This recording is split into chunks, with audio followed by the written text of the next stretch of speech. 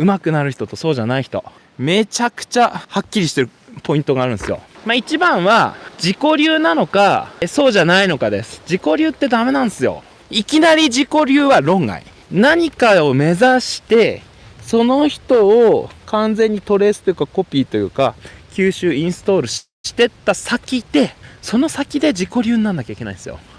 必ずアニメにせよイラストにせよ〇〇風〇〇流で描くっていうですね、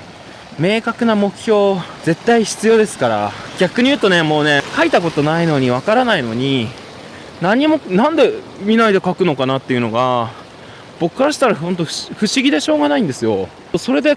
書けるとでも思ってるのみたいな。僕最初全く初めて走りっていうものを書くときにやっぱコマ送りしてどのぐらい頭が上下動するかとか、なんかこれいいんじゃないっていうやつを見ながら真似して書いてましたよ。そしたら初めての走りだけど一応走って見えました。でそうするとおお走ったって言って面白いじゃないですか。そうやって人の真似して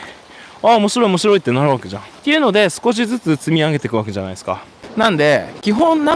まずいいなと思ったら面白いなと思ったら一回それコピーって言って模写ですね。模写でアニメの場合はですねタイミング模写って言ってコマ数も再現しましょう。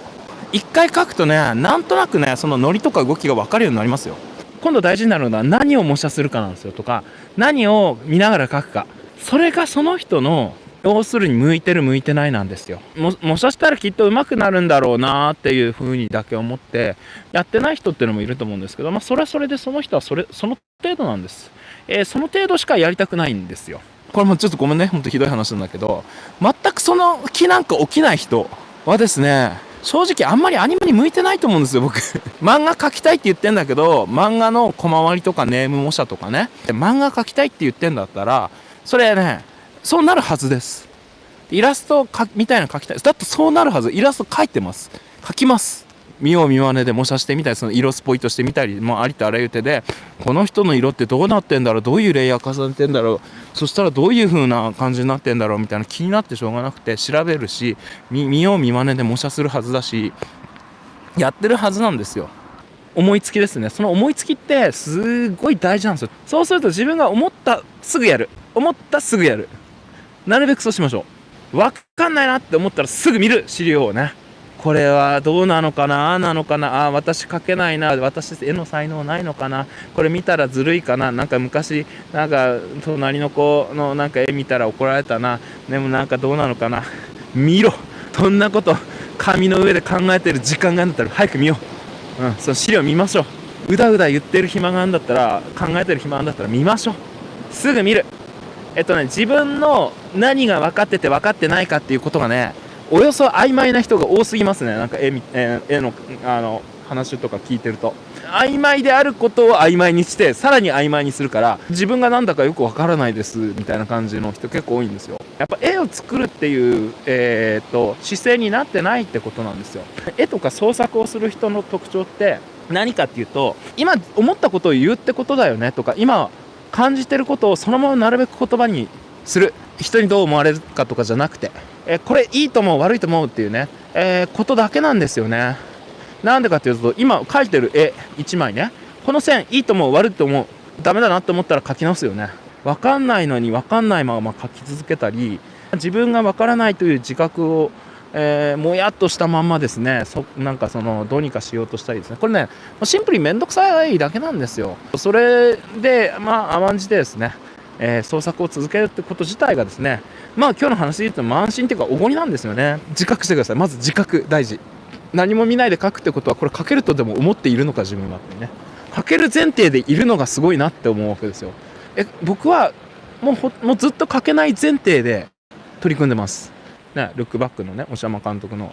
あったじゃないですか。料理してる時のヘラの持ち方わかんないなっつって、でそのヘラ持ってったもんね、自分のその絵描く場所に。皆さんそんな絵の描き方します？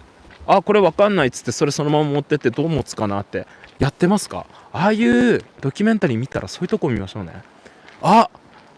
それしてない俺やば。だって俺より100倍ぐらい上手い人がそれやってんのに、なんで俺やんねえのって思いません？俺より1000倍ぐらい上手い人が、だから1000倍上手いんですよ今。今100倍上手いのはそれをずっと続けてるからなんですよ。まあよくほら同人系のさ人でさ、なんか学生服のプリーツみたいなの描きたいみたいな、そういうの自分で着ながらね、男でですよ、着ながら描いてる人いましたもんね。まあすね毛とかボーボーでね、男の足だからね、まああんまりかっこよくないかもしれない、綺麗じゃないかもしれないけど、それをね女性の足にね変換するのそんな難しくないですよ。何よりはって何も見ないよりはね、今なんか要するに活躍してる人ってそういうことをやってんすよ。要するにこれ何かっていうとですね、今日の話ね、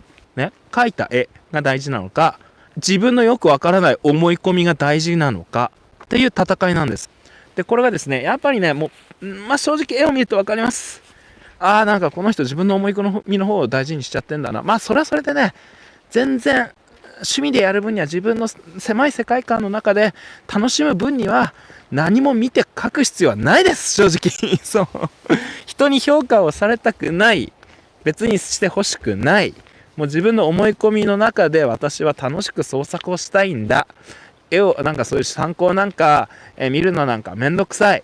ふわっとしたもので私は十分満足なんだから、そんなのは私にとって不要ですというところまで言語化して僕の意見を突っぱねるのは OK です。全く問題がないです。だって自分の趣味だったらね。そう。ただしですよ、話戻りますけど、人に評価されたい、できればプロとしてなんか仕事にしたいっていう人はですね、今の話と今度真逆になってくるわけですね。できること全部やりましょうっていうことです。はい。じゃないのに、なんか人様からお金、これを商売にしようとか、絵で食おうとかいうのがですね、それこそ傲慢ですよ。思い上がりですよ。はい。人様から絵で金もらうってことは、常識的なそういう思い込みみたいなものから解き放たれてないとそもそも無理なんですよ。ね。前を描くためには、あらゆる手段を取るっていうのはね、もう最低条件です、はっきり言って。それをやってもできない人がたくさんいますからね。やらなかったら絶対無理なんですよね。そうなので、それが要するにね、そのステージに乗ってるか乗ってないかっていう差なんですね。その土俵、絵を描くというですね、戦いの土俵に乗ってるか乗ってないかっていう差が、創作物が大事なの、それとも自分のつまらない思い込みを大事にしてたいの、さあどっちっていうのはですね、そこで分かれるんですね。